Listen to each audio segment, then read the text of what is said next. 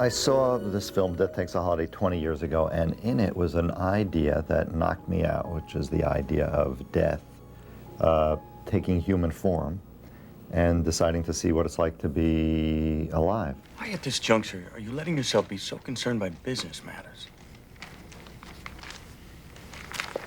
I don't want anybody buying up my life's work, turning it into something it wasn't meant to be.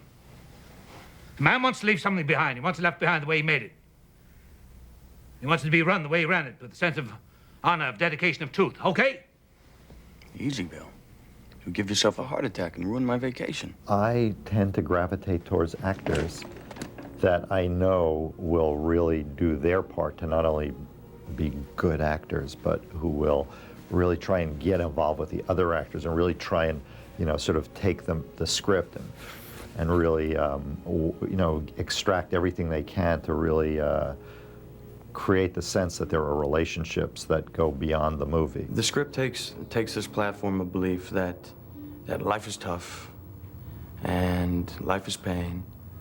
Yet every now and then there are these perfect moments. It was truly one of the most unique scripts I've ever read. I mean, the first time I read it, every time I read it, it just struck my gut, my heart. You know, it made me think, and you just knew that it was a really special entity. There's sort of like this kernel that you want to keep finding out what's going to happen next, and that's great. It's a very good script, it's a fine script.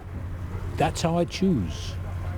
I've gotten a little more choosy as I'm getting older. It's a very complicated story. There are a lot of stories unfolding. A lot of characters have revelations in the movie, and not only about themselves, but about each other. So the permutations of all the different combinations made it an interesting puzzle for everybody to be constantly on top of. When I introduce you, if I say who you are, I don't think anyone will stay for dinner.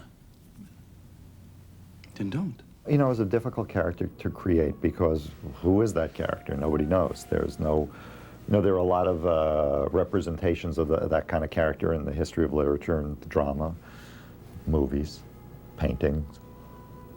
But it's all, you know, they've all been done in a way. And we were really trying to find a new way and a fresh way to deal with it. I say I'm going to do this thing, and then it comes the day of, okay, so what are you going to do? And it's death, all right? How the hell do I play death? I don't know what that is. It's not like you can do research. You know, it's not like you can go to a morgue and have some conversations. I mean, it's pretty wide open, isn't it? There are certain things that character might be. That character would be very used to being very powerful, very used to being unchallenged, very used to sort of dealing with having the final card on everybody and everything in the universe since the beginning of time. I figured, well, he must be a pretty lonely guy, right? I mean, there must be a condescending attitude towards the little things that people think are so important, you know, going on down here, and he must have a laugh over it. One of the things that character has never had to do is reduce himself to what he would view as sort of a very petty thing, a human being. Maybe it's not as we see it, and he's on his own, he's just doing this job, and he's been watching it for years, and he's quite curious why people get so moved over this, or cry out over that, or love so much over this, and maybe he'll go down and get a taste of it. I would prefer some peanut butter. How would you like that, sir? On some kind of toast? Toast? No, just the butter. Right away, sir. Why do you like peanut butter so much? I don't know. I adore things like that. Food I can't do without. Don't you? Yes. It comforts you, doesn't it? Yes, I find that it does. Mind if I throw up? True, please. When death is brought into the house, you can imagine that strange things start happening. And Brad is playing death as an angel of death. It's not a devil, really, but it's a really lovely choice. Brad did things in that first 24 hours with his character that took my breath away. And I thought, of course, you don't get to your position and sustain it and do such great work without being unbelievably talented. Most actors, young actors like Claire and Brad, and they seem to be very confident in themselves in a good way. So we make sure we have a lot of fun. We joke a lot. I love jokes. I have a great sense of humor, I think, and I like to fool around on set. I like to be silly. We pick up on each other's rhythms and fun, and then I think it shows in the way the dinner scene comes out, say. I mean, do you remember the day Brad did The Hustle for us? Yes, he did The Hustle, He did that's The right. Hustle for us, you know. And then they say, and action, and then we're all shooting a scene together, and you find that you're taking in the other person more deeply because you have just spent time breaking down any preconceived notion of them as Brad Pitt, Jeffrey Tambor, Anthony Hopkins. Now, oh, we're the fun people who hung out and you just did The Hustle. Why don't we all have dinner again tomorrow night, okay? Dinner again? Yeah. You haven't had enough of us yet, Dad? No.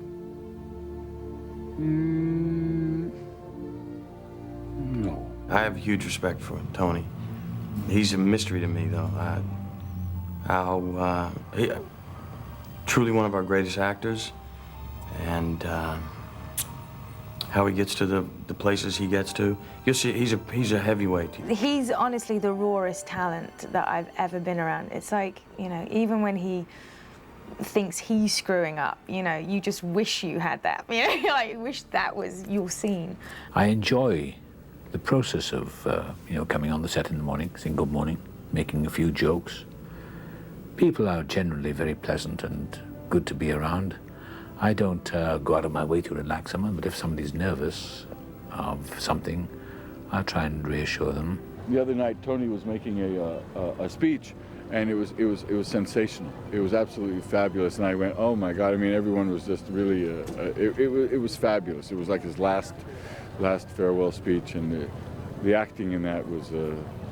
I mean, both Marcia Gay and I were just like, you know, crying. I'm going to break precedent and tell you my one candle wish. That you would have a life as lucky as mine, where you can wake up one morning and say, I don't want anything more. When I saw the film, the first thing that came to mind was, it's a little grand, but a symphony. And that's the way Marty has put it together and told this story. I see him as a conductor, leading this great symphony and bringing up a little bit of the horn section here and playing down a little of the bass over there. And he's got that touch. You're doing hundreds of takes, and you're 4 months into the movie, and Marty will say, would come up to me and say, remember that moment when you were in that part of the story? He's like, and that comes out, and you would just turn on him, and it was, you know, I would be like, thank you, thank you. He likes to do many, many takes. You know, doing it over and over and over. And we got to a point of joking about it because I can't do those takes. I do 4 takes.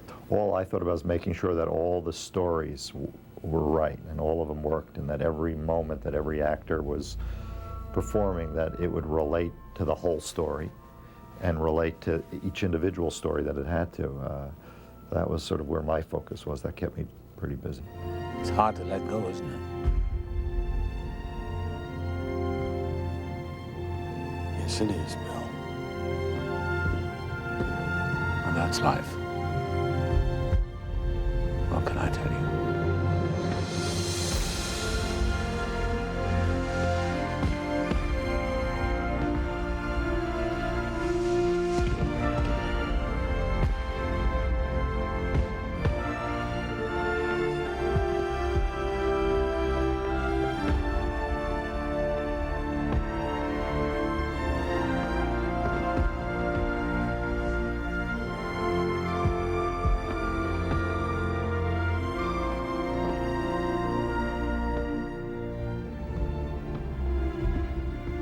Should I be afraid? Not a man like you.